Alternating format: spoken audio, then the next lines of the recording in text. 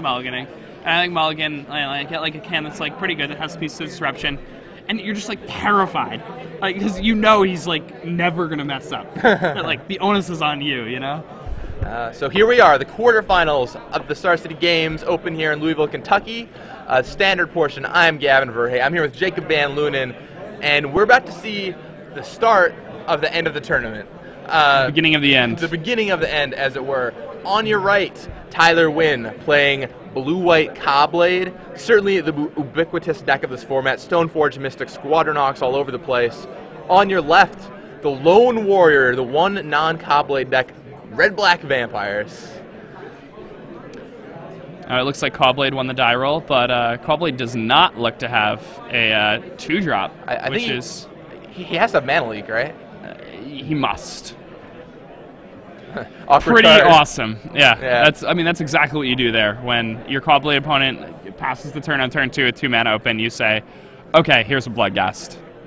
And yeah, you go, well, don't really want to counter that one. And he just passes right back. Uh-oh. Now, I think Matt's probably going to duress here before he plays any other spells. I wonder what kind of hand Tyler kept. Why would, like, as Matt, you have to be asking yourself, what kind of hand would Tyler keep that had 2 lands, no Mystic, no Hawk, no 3rd land? I mean, and no Preordained, or it would have cast that too. Yeah, I mean, it's... Like, again, we're seeing a lot of Blue-White Cobblade players who keep hands that they don't really have to. Like, you can mulligan aggressively.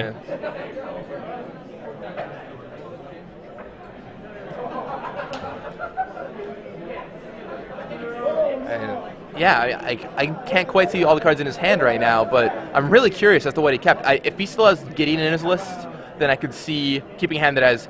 Like Day and a Gideon with 2 lands in the draw. Well, I mean, or I guess he was on the play. I mean, I could see his thought process from that hand, but even I wouldn't keep that hand. Like I can see the thought process, but I definitely wouldn't do it. Like pulling the trigger on that hand just means if you don't draw 2 lands or 3 lands, you lose. Yeah.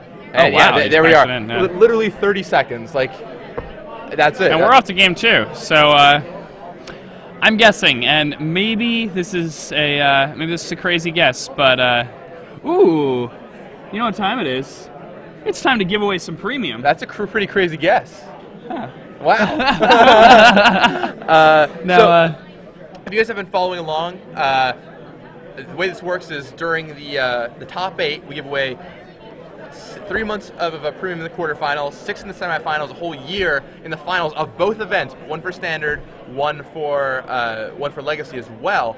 All kinds of great stuff on Star City Premium. Great writers. Patrick Chapin, Brian Kibler, Brad Nelson, Mike Flores, some of the best Magic players in the world telling you how to play Magic. And it's really, like, if you don't have Premium, you're just behind at what everyone else is doing. It's as simple as that. So this is your opportunity to win 3 months of it, right here. Now, for a trivia question, that's how you're going to win this. Right. You have to, post your answer to our trivia question with the hashtag at SCG Live, at SCGKY, at SCG Premium. Hashtag SCG Premium. And our trivia question is going to be, what state is Louisville in? Now, Louisville's a beautiful city. We were here last night. I went for a little walk last night. I walked along the river. It was gorgeous down there. Riverboats and everything. Lots of nice old architecture. A beautiful place. Now, what state is this beautiful city in? I have no idea where I am. Do you guys know where I am? I need to know. Tell me. So, tweet it. Hashtag SCG Premium. What state am I in? Louisville. I have no idea. All right. You can use Google if that makes you feel better if you don't know the answer. If you don't know the answer, you can find it, Google Maps, a good resource. You can come here and find out? Yeah, exactly. Just drive, get in your car, start driving. When you end up here, you'll know. So, it's just, Premium is such a good use to have. Like, every time I refresh StarCityGames.com, I wonder, there was like a year when I was playing Magic competitively when I didn't have Premium, and I'm like, what was it like before having Premium? Like, I don't even know, Like, how, not reading these articles, like, I don't know where I would be. I mean, I've had Premium since the get-go, and it's such a valuable resource. Like, especially if you're trying to step up your game. It's also just really nice to have that reading material. I'd say more so than like upping your game, having premium just like gives you reading material. It's like having a subscription to a magazine, having a subscription to like a newspaper that you enjoy. And you have these writers who like through the game, their decks, like how they play, how they approach the game, and every week you get to see these writers writing about what's new in the format, writing about what's going on in the game, and it like really keeps you in tune with the community. So sometimes when like you're unable to play Magic for a good period of time, you don't fall behind. Where if you don't have premium, if you're not like constantly like keeping up with the reading, it's really easy to like fall off and to forget what's going on. I've had a few like periodical 2.5, 3 week breaks from Magic in the past like 4 years, maybe like 3 of them total. And I remember every time I've come back, I've been terrified. But the last break I took, the whole time I was reading, and when I came back, it didn't matter at all. It was like I've been playing the whole time.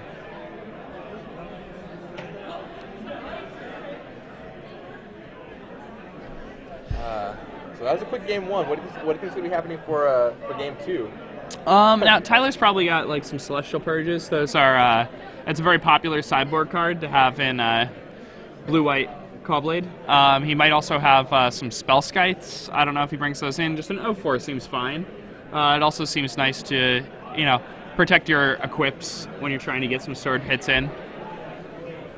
If he has any Day of Judgments, he'll be bringing those in. If he has any Gideons, he'll be bringing those in. And if he has any Condemns, he'll be bringing those in. I don't have a sideboard in front of me right now. I can probably find this one moment. But in game 2, from what we know about Matt Landstrom's deck, he's going to bring in some Manic Vandals. He has access to a variety of spot removal spells, so he can kind of like mold his deck how he wants it. I don't know, the Manic Vandals seem really good here. Yeah, so we don't have the deck list in front of us. I'm kind of interested to see how this plays out, because Vampires was the deck that traditionally Caw-Blade beat, I think Blue-White had a good matchup against Vampires, but without the Day of Judgments, without the Gideons, it's going to be hard to know. And it's changed a lot. They don't have Life Staff. They don't have a lot of the tools they needed to win this matchup. It's funny, the blue-white deck is the reason that people stop playing the red-black Vampire I know, right? deck. Like when I heard people were bringing back Vampires because it beat this deck, I was like, that doesn't make any sense. But it does when you look at what the cards are. Yeah. The Caw-Blade decks have gotten somewhat inbred as of late. They've stopped playing the spot removal because it's not good against them.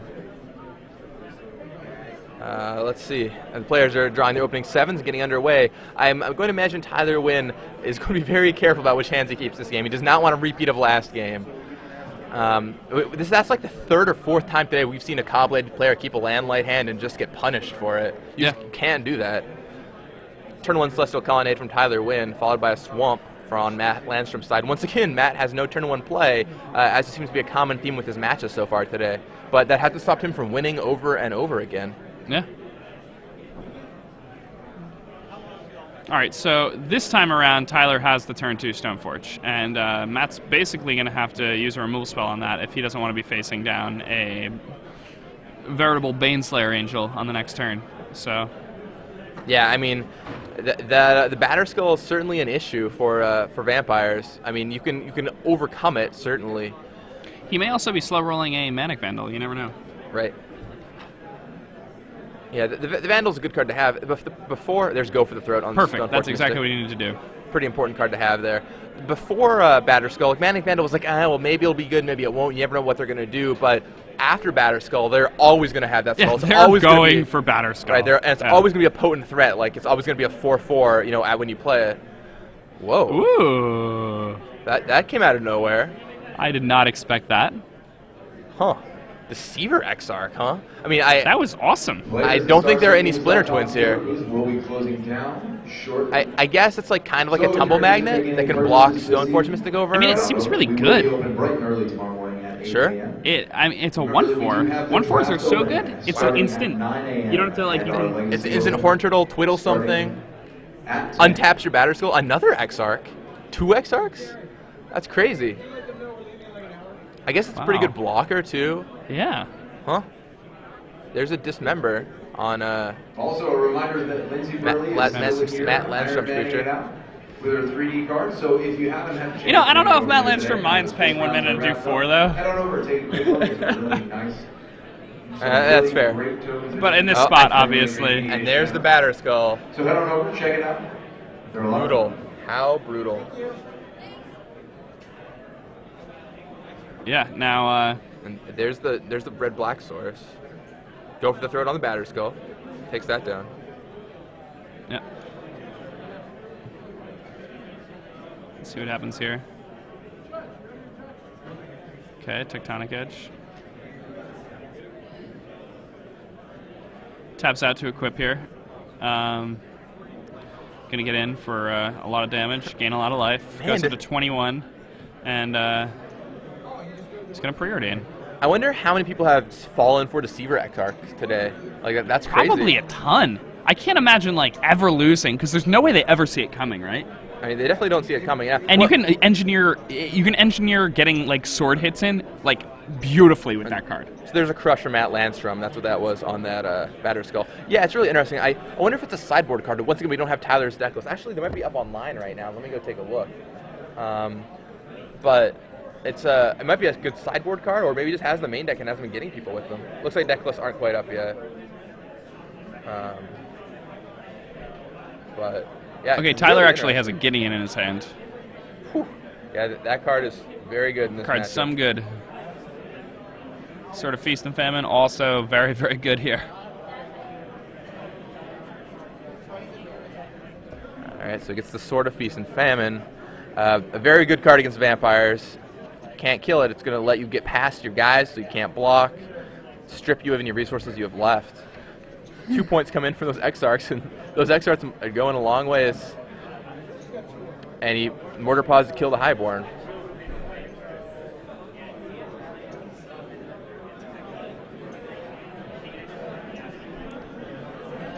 And now that Gideon's just going to lock this game up, so Yeah, when Tyler drops we're probably that going to see a game 3 here. we're going to quickly even the score, I would imagine. Matt's position not looking very good. He's got a lot of cards in his hand. I wonder what they all are. Yeah, I mean, the 1/4s are really good against him. Good old Horn Turtle. River Kaijin was pretty sweet in Kamigawa block. Yeah. All right. Tyler Actually, Grimes. like Nick Spagnuolo was for a while siding in Lighthouse Chronologist against vampires, and he was talking about how awesome it was. He was like, dude, it's a 1/3. It just crushes them. Did he ever level it up all the way? Yes. Oh, that's pretty sweet. That's a card I'd like to play. I would definitely play with that card. If If nobody's playing spell removal, how is that card bad? it is a card I like. I mean, you also have to have enough islands too, but yeah. I mean, I love it. I mean, it's not quite competitive, but it's a fun card. There was a Grand Architect deck for a while that had it. That was a lot of fun. So Tyler gives us the Sword of Feast and Famine to one Exarch, and a Mortar Pod to the other Exarch. And serves in with his team of Stoneforge Mystic, Exarch. Crushes the sword. Those crushes doing pretty good work for Matt Landstrom Yeah. here. Well, I'll go to 4. I mean, he'll take 4. I guess 3. that- It's I not guess that bad. the looks like he's going to double block the Stoneforge Mystic here. Looks like what's been handing in Matt Landstrom's hands is some like crushes and ways to deal with artifacts and other kind of reactive cards. So Tyler's still holding on to that Gideon, waiting for the right time to deploy it. I'm surprised Tyler didn't get more value out of that there. Like, he could have just sacrificed the Deceiver Exarch with the Mortar Pod and killed both Pulse Trackers.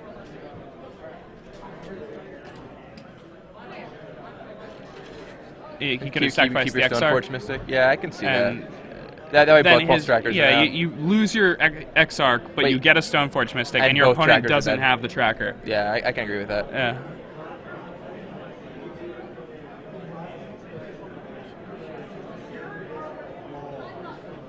All right.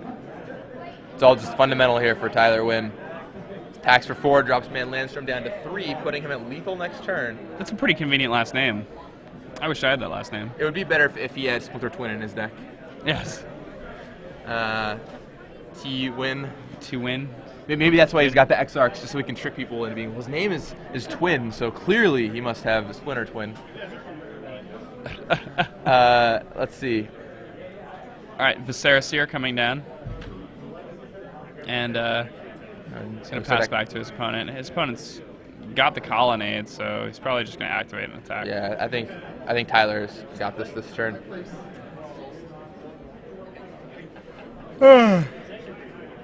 3, 4, 5. Activate colonnade. Attack you. And that's it. And that's it. Matt Landstrom packs win. So here we are, quickly, 2 pretty fast games. Yeah, we're up to game 3 already. 3, yeah. We saw crushes from Matt there. We saw Gideons from Tyler. We also saw Deceiver Exarchs. The Deceiver Exarchs seem awesome here. Notable is that Tyler didn't end up casting that Gideon. Yeah. So I think he knew he was probably going to win the game without it. it. He didn't need to show the information. Yeah. Yeah. Which means that Matt, like, maybe thinks he doesn't have it at this point. Well, actually, I think these guys have actually seen each other's deck lists. Sure, that's right. By the quarterfinals. It used to be in the Star City Games Open. Some of you might be wondering at home that you didn't see top 8 deck lists. But recently, within the past 3 months, I want to say, that procedure has changed. So, yeah, these guys know what's in each other's decks now. I think it's really important they let top 8 competitors see each other's deck lists. It gives players who have, like, large crews to, like Sauron's many eyes. Like, there's all kinds of advantages you can gain, especially with what you're watching right now, Star City Games Live, because somebody at home could be, watching your match play out and then text your friend what's going on. Yeah. So, when it comes to the top 8, it's good to have everyone on an even keel. And so that got changed. And also allows the deck list to be posted faster online, too, which is nice. So we're heading into a game 3 here. So the Vampires is going to be on the play. I'd imagine he's probably looking for a 1-drop. We've seen him keep several hands without 1-drops, but I think the 1-drop on the play, especially against blue-white, is going to be so important for him. Yeah, I mean, especially when he's on the play. Like, having a Lacerator or a Pulse Tracker is just so important here. If he can sneak in, like, 4 points of power and then just play removal spells, he will steal the game from his opponent. Agreed. Yeah, I mean, you just have to get a tempo advantage, and if you don't think, we don't know if Tyler's Day in his deck or not yet, but yeah, we do not know. But especially like if he doesn't have Day, then you just play out all your guys.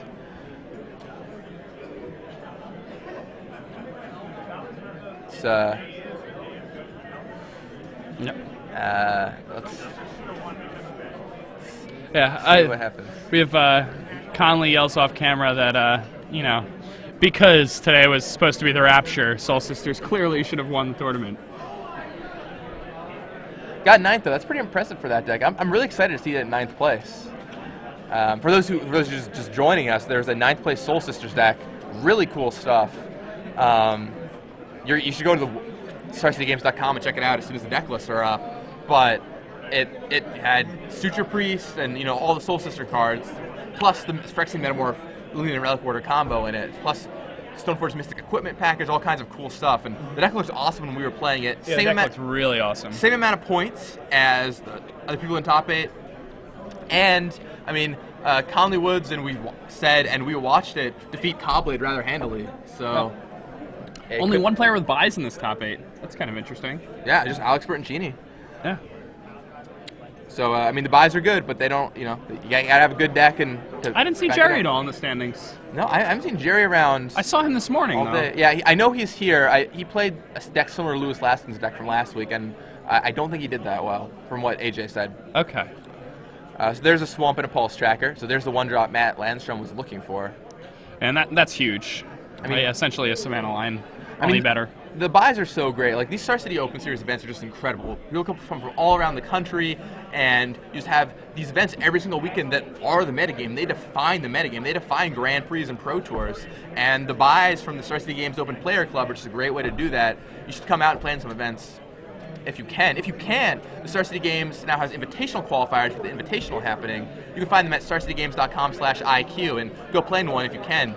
If you win, you qualify for the invitational, which gives away tons of prize money and happens in just 2 weeks from now. So you want to. Will you be there at the invitational? I'll be covering the invitational. Oh wow! I will be playing in the invitational. Wow! Well, so get to turn the tables a little bit. Yeah, me and Adrian Sullivan will bring you some coverage. Awesome. And Jake Van Loon will bring you some beatdowns. Yeah. I'll bring the beats. All right, much like that Pulse Tracker. Much like that charging into the red zone. Now, Tyler's down to 16? Shouldn't he be at 18? And Tyler Winn preordained on the last turn, shipped both of them. Don't tell me he kept a hand there where he was trying to find lands. Turn 1 preordain is always a little scary. No, I see a pair of colonnades in his hand. So Okay. Earlier today, we saw a player get mana screwed by keeping. But again, no one turn left two Pyridane draw. hands. Like no Yeah. turn 2 play. I mean, don't. I think you can justify keeping on the draw Pyridane no turn 2 play sometimes. But you know, just That's like fair. when you're mana screwed or you don't have any action beyond that, you have to kind of mulligan. Knowing when to mulligan is really important with that deck, especially since it mulligans so well. Yeah, I mean, Quablade is one of those decks where you just have to. It's probably a great deck to like learn how to play Magic with, like at high level Magic, Right. just because it's a deck that really teaches you how to mulligan Yep. and doesn't punish you when you overdo it. I mean, it teaches you a lot of the fundamentals about, you know, like mana curve, like when to use your, like everything costs 2, but you have to know like when to play certain things, when you should be preordaining. It teaches you some important lessons. One thing we've talked about a lot this tournament is how cards that have a mana cost don't mean you should play that card on that turn. Preordain, often best played on turn 3. Discard spells, often best played before you're trying to resolve Yeah. something. Like, do you already have a Stoneforge Mystic in your hand and like 3 or 4 lands? You don't need to cast that Preordain on turn 1. Right, exactly. You want to know what's going on with your deck before you start casting it. So there's a Seachrome Coast down for Tyler Winn. And he's probably looking for a 3-drop. Now, he could bluff Deceiver Exarch here. I don't know, maybe he has it in his hand. I can't quite see. But regardless, that could throw a loop in Matt Landstrom's gameplay because it could block that Pulse Tracker and take it down. Yeah, I mean, Matt probably is not going to attack if he doesn't have a discard spell, if his opponent just passes with a 3 mana open. Also, interestingly enough, it looks like Tyler has a Spellskite in his hand. He just opted not to cast it on turn 2. This tells me that he definitely has a Day of Judgment in his hand. That seems very likely to me. I mean, I don't know why else he wouldn't cast spells. Unless you're worried about Gatekeeper Malakir, I guess would be the one reason. If you wanted to get down Deceiver Exarch before you put that down. But, yep, so there's the Exarch. Or no, I guess it's a Dismember, sorry. A Dismember, that's going to put him at 11. Has to pay 4 life to do it, killing off the Pulse Tracker, saving some residual damage That's over going to put him time. down to 9. And I think you just play... I guess he clearly has a Mana Leak in his hand, right? And there's Just gets Highborn. Mana Leaked. I don't like that, playing the Highborn there. There's no reason to do that.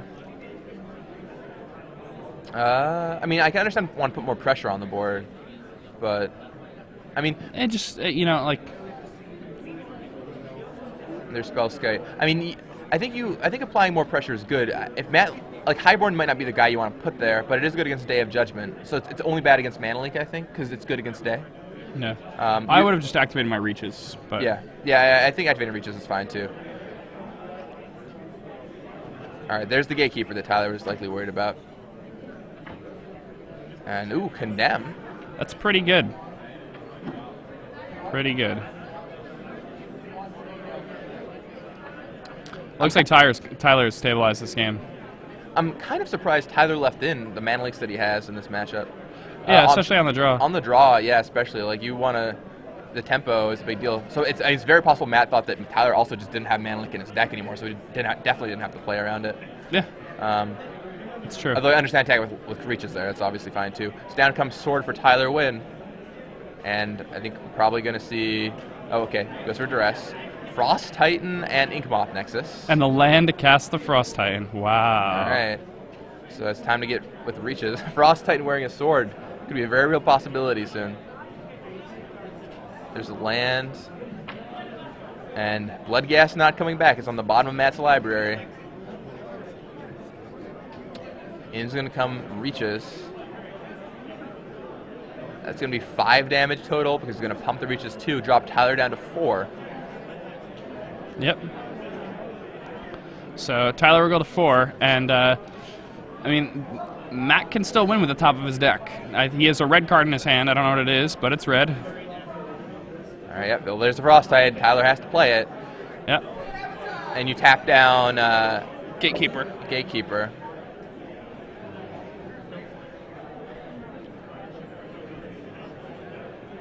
And now it's just a matter of what happens next, especially with Colonnade and Inkmoth Nexus out there.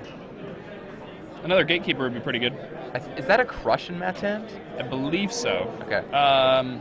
It might be a Bolt. I don't know. Yeah, I don't know if This you is would when I leave really Bolt wish in. he had that high Or, bar. I mean, you would, I guess, to kill Stoneforge Mystic, wouldn't you? Yeah, never mind. Huh. So... Yeah, I mean, Highborn would definitely be good here.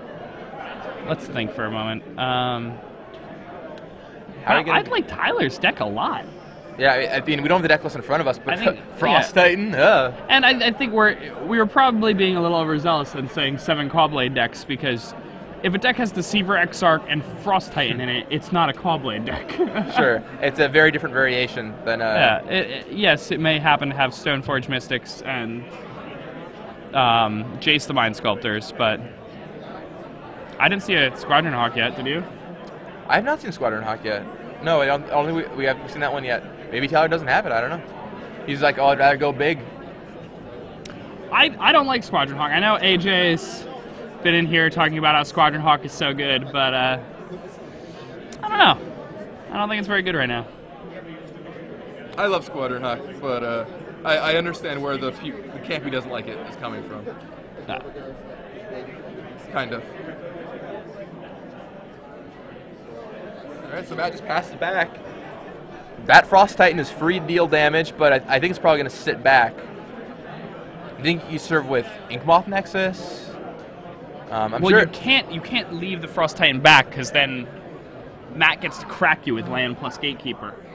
And drops And you then, into bolt range. Yeah, and then I mean- the problem is that if you attacking Well- with it and leaving it untapped are like the same thing, Well, kind of. You know what I mean? I mean, kind of. Like, if you serve with the man lands and put a sword on it, you get to untap all your lands, you've got blockers that way. Yeah. The issue, though, is if, like, you have to worry about, like, well, does he have Crush? Does he have, is he sitting on a bolt, potentially? Like, what exactly is going on? And a lot of what Tyler's going to do here depends on what Matt has in his hand right now. Matt looks like he's going to win the game. So, and Tyler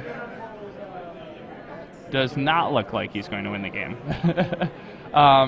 Now, body language is a really important thing when you're playing Magic too. When you see somebody, pulse on the neck is really huge. The faster it gets, the stronger somebody is. Leaning back is really huge. The more somebody leans back, the stronger they are.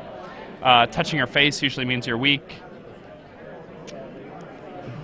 So Tyler decides to go in on Sword Equip Nexus. He's going to equip this Nexus. And then I'll likely see a Crush in the future. Oh, he serves with Frost Titan too. That means he's just dead to that Lava Claw reaches if his lands don't untap, which a Crush will mean that they won't. Does he have a Crush? Do we know that? I mean, I think pretty sure that's what the red card in his hand was. Oh, it's a Bolt. All right.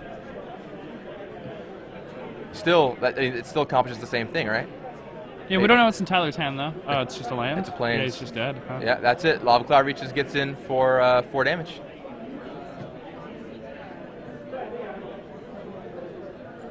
He activates that. And I mean, I'm sure Tyler was like, well, if he has it, he has it. And he had it. Attack with Lava Cloud reaches. Pump once, pump twice.